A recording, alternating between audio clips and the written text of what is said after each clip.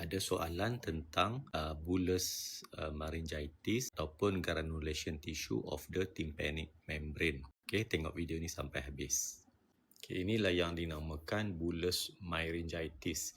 Kalau kita tengok gegenang telinga, dia berbentuk bujur dan berkilat. Tetapi ada macam gelembung cairan dekat dalam tu. Biasanya disebabkan oleh infection sama ada virus ataupun bakteria. So memang boleh jadi macam tu. Dia bukannya ada air di dalam telinga tengah, bukan. Dia dekat bahagian gegendang telinga.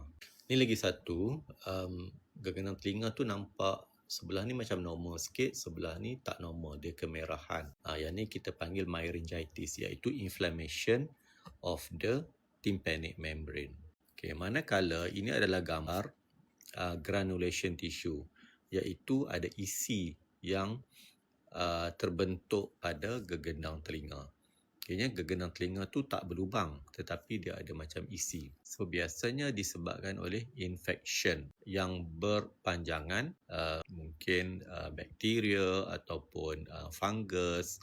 So dia jadi keradangan pada gegendang telinga.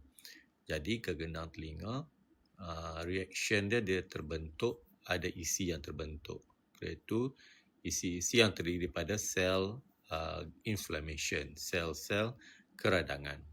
Okey, yang ni lagi satu gambar granulation tissue, iaitu ni gegendang telinga, yang ni adalah granulation tissue. So biasanya kita akan nampak lubang telinga tu kemerahan ataupun bengkak, dan pada gegendang telinga kita tengok gegendang telinga dia, lapisan gegendang telinga dia tidak normal, ada kemerahan. Biasanya kalau macam ada isi yang terbentuk tu, kita tak boleh nak pasti benda tu apa dia, adakah infection ataupun ada benda lain. Boleh jadi ketumbuhan pun boleh pada gegendang telinga. Jadi sebaiknya doktor akan ambil sampel, ambil isi, iaitu buat pembedahan lah. Kita akan potong sedikit kat bahagian granulation tissue tu dan kita hantar pergi makmal. Selalunya kalau katakan memang diagnosis granulation tissue ataupun chronic inflammation, jadi tak perlu risau kerana itu bukannya kanser, itu adalah keradangan. Dan insya-Allah dia akan sembuh.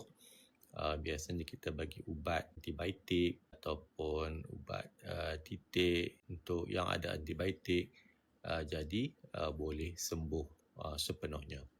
Okey, semoga bermanfaat. Assalamualaikum.